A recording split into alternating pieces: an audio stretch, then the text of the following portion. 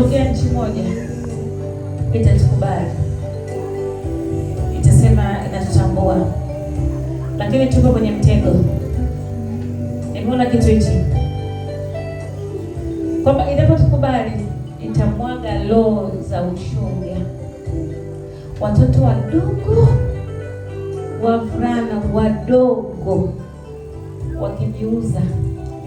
Nimeona kama Mungu aishivyo, wamevaa vipensi vya namna hii, yaani juu huko hana nguo, ndio wamevaa kipensi. Yaani naona kama mtoto wa kike akimwinda mwanaume, ndivyo wao wanaenda kuinda.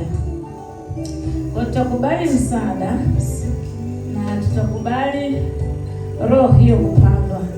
Unajua hata kusema kwamba haya magonjwa, ukimwi ni roho tulopandiwa, sio kitu gani, ni roho ambazo tumepandiwa.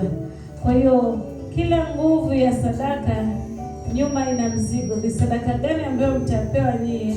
Ni mapatano gani ambayo mtapatana kwenye hili? Tuombee watoto wetu wa kiume, tuombee. Yaani na kuna mmoja nimemuona, niliumia moyo, ilikuja picha, yaani niliumia moyo mpaka yaani kiukweli moyo umeniuma. Lakini tuombee taifa. Msiba huu sio mtu mmoja, msiba huu ni wa taifa.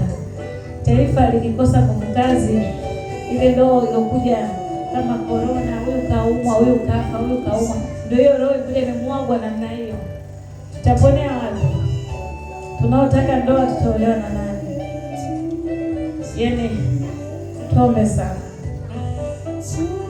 tuombe sana sana sana sana, tuombe sana, maana jua ni kali na litaendelea kuwaka Tanzania, litaendelea kuwa kali zaidi ya hapa, litapiga mpaka kwenye mifuko, itakuwa kali zaidi hapa. Mungu atusaidie sasa.